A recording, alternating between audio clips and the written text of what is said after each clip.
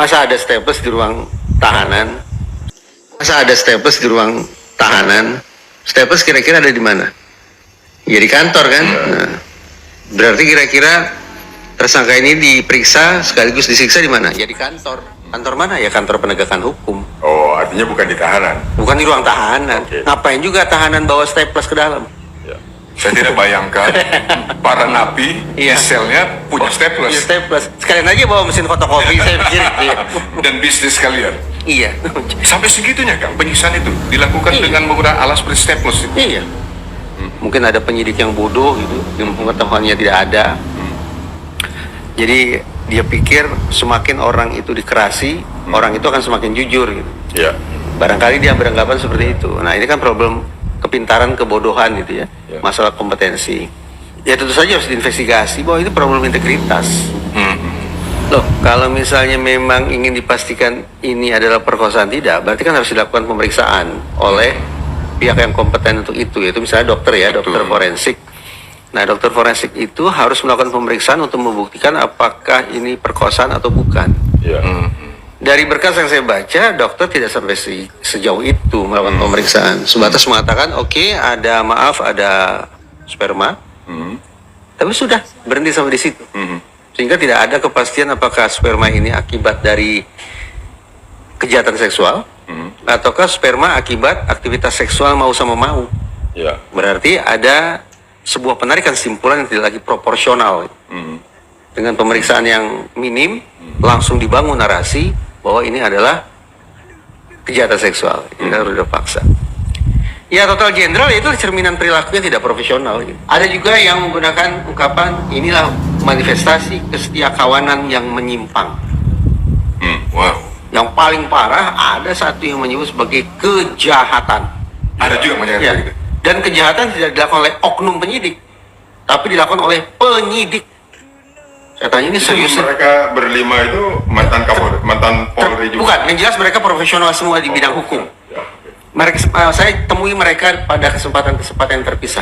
Tapi pertanyaan saya tetap sama. Ya. Coba simpulkan apa yang bisa Bapak katakan tentang pengungkapan kasus Cirebon. Mas masih Yang terakhir mengatakan kejahatan oleh penyidik. Kejahatan oleh penyidik. Oleh penyidik.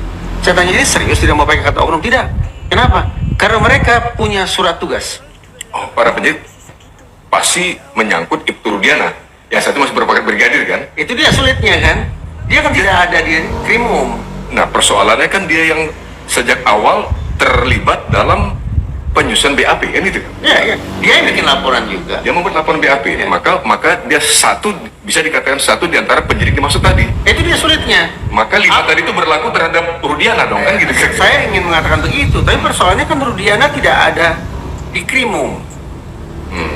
Rudiana tidak ada di PPA. Tadi kita singgung kan Betul, beberapa kan, menit lalu kan.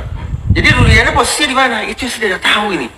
Mungkin dari awal Rudiana itu memang sudah sangat cerdas dan cerdik sekaligus dia tahu Artinya posisinya. cuma punya satu kemungkinan. Iya. Rudiana dipersoalkan secara pidana. Cuma itu yang tersisa. Bayangkan ya, itu Rudiana disidang pada sebuah perkara pidana. Ya gampang kan bagi dia untuk membela diri. Dia bawa aja surat dari Propam dan Saya tidak melanggar etik. saya tidak melanggar etik. Ini Ya. buktinya. Saksi saudara siapa? Saksi saya dari Propam, Ya. dari Ruasum. Kuat-kuat kan itu. Disimpulkan oleh psikologi forensik sebagai barang yang paling potensial mengganggu pengungkapan fakta. Dengan kata lain, keterangan, mau pakai kata pengakuan kek, mau pakai kata kesaksian mata kek, itu adalah barang yang paling merusak proses penegakan hukum. Jadi rekomendasinya jangan mengandalkan pada keterangan. Alhasil, saya harus konsekuen dong. Keterangan versi 2024, keterangan versi 2016 tetap harus saya pandang sebagai barang yang paling potensial mengganggu pengungkapan fakta. Makanya tanda petik saya tantang nih. Apa alasan bagi saya untuk percaya bahwa keterangan dari Liga Akbar dan Dede di tahun 2024 adalah jujur sejujur-jujurnya? Apa alasan bagi saya untuk percaya itu? Karena sama saja keterangan yang diberikan pada tahun ini dengan keterangan yang diberikan tahun 2016 sama-sama mengandalkan daya ingat mereka. Kalau ditanyakan ke saya tentang kasus Cirebon sebagaimana saudara penasihat hukum tadi sebutkan, harus saya katakan saya tidak tahu motifnya apa, alasannya apa. Tetapi kalau ditanyakan secara umum, apa gerangan motif yang melatar belakangi seseorang melakukan kejahatan? Secara umum ada dua motif dari sudut pandang psikologi forensik. Pertama, motif emosional, amarah, dendam, sakit hati, cemburu, dan perasaan-perasaan negatif lainnya. Itulah yang melatar belakangi seseorang kemudian melakukan tindak pidana. Atau motif yang kedua yaitu motif instrumental. Motif instrumental tidak ada sangkut pautnya dengan suasana hati yang serba negatif sebagaimana saya katakan tadi. Tetapi motif instrumental adalah bagaimana seseorang mendapatkan manfaat atau keuntungan tertentu dari tindak kejahatan yang dilakukan.